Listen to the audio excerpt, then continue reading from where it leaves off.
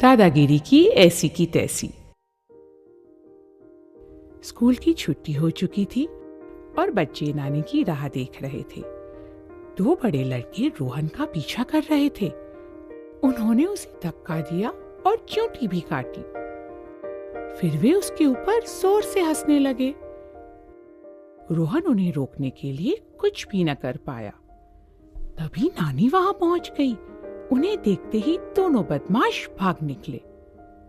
नानी ने रोहन से पूछा, क्या वे लड़के तुम्हें तंग कर रहे थे? बेचारा रोहन। उसने हाँ में सिर हिलाया और रुआंसा सा बोला, वे मुझसे इतने बड़े थे कि मैं उन्हें रोक भी नहीं पाया। नानी ने समझाया, दादागिरी सहना उतना ही बुरा है जितना कि दादागिरी करना। मैं तुम्हें वुडवर्ल्ड जंगल के जानवरों की एक कहानी सुनाती हूँ। उससे तुम्हें मालूम पड़ेगा कि बदमाशों को सबक कैसे सिखाते हैं।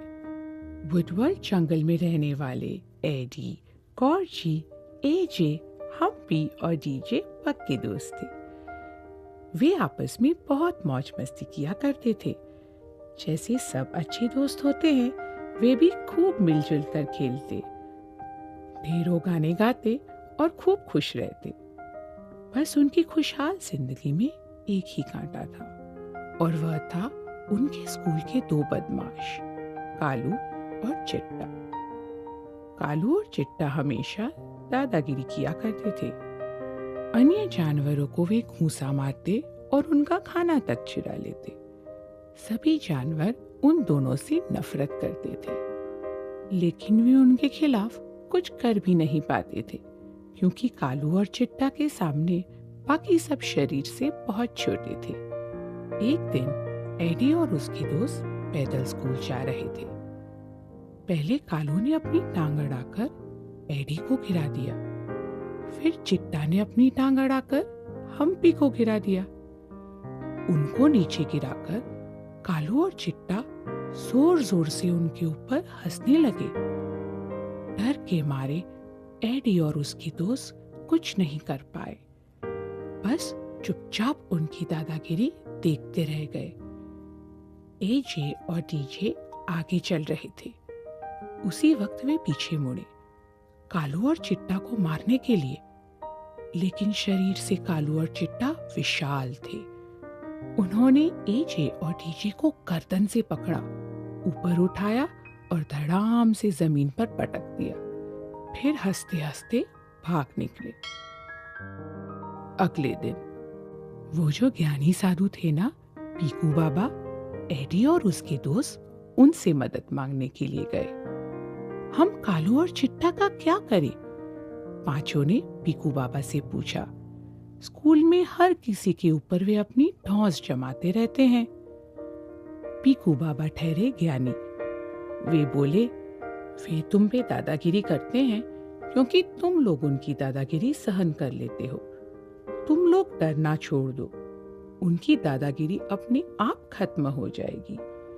ऐसा कहते ही पीकू बाबा ने उन्हें कोई जादुई पाउडर दिया और गायब हो गए। अगले दिन भी कालू और चिट्टा हमेशा की तरह शान से स्कूल में मंडरा रहे थे। सोच रहे थे कि आज किसको निशाना बनाया जाए। एजे और डीजे बड़ी निडरता से उनके सामने जा पहुंचे और बोले, आज किसे सताने का विचार है? हमें? हम तुमसे डरने वालों में से नहीं हैं। धमकाते हुए कालू बोला, डरना तो पड़ेगा तुम्हें। जब तूफान सामने हो तब उससे बचना पड़ता है, और हम दोनों ठहरे बहुत तूफानी। रुको, तुम्हें तो हम अभी ठीक किए देते हैं। अपनी हंसी छुपाते हुए डीजे ने कहा, पहले एक नजर पीछे मुड़कर तो देख लो। कालू और चिट्टा पीछे मुड़े तो देखा कि एडी, हम्पी और गॉर्जी खड़े थे। तीनों के हाथों में छोटे छोटे लाल डिब्बे थे। उन्होंने डिब्बों में से कोई पाउडर निकाला और कालू और चिट्टा पर फेंक दिया। कालू और चिट्टा को खुजली होनी शुरू हो गई। तभी गुपचुप एडी ने पीछे से जाकर उनकी पूंछें एक दूसरे के साथ बांध दी। कालू खुजली करते करते चिल्लाया, यह कौन सा गंदा पाउडर है? कितनी खुजली हो रही है? सब जानवर तमाशा देख रहे थे। वे अपनी हंसी रोक ही नहीं पा रहे थे। कालू और चिट्टा को तकलीफ में देखकर सबको मजा आ रहा था। चिट्टा को और भी ज्यादा खुजली हो रही थी। वह भी चीखा, खुजली तो बढ़ती ही जा रही है। हाय! कालू चीखा। उफ! चिट्टा के मुंह से निकला। फिर दोनों साथ में चिल्लाए, तुम लोगों ने हमारे साथ ये क्या किया है? वे खड़ा होना चाहते थे, लेकिन उनके पूंछें एक साथ बंदी होने के कारण दोनों नीचे गिर पड़े। हंसते हुए एजे बोला, फिर कभी किसी को तंग करने से पहले हमारे इस खुजली वाले पाउडर को याद कर लेना। कालू और चिट्टा अपनी जान बचाकर वहां से भाग निकले। एडी और उसके दोस्त खुशी से तालियां बजाने लगे। उन्होंने बदमाशों को ऐसा सबक सिखाया था कि वे हमेशा के लिए दादागिरी करना भूल जाएंगे। यह तभी हो पाया जब उन सब ने कालू और चिट्टा से डरना छोड़ा और बदमाशों को दोबारा दादागिरी करने का मौका नहीं दिया।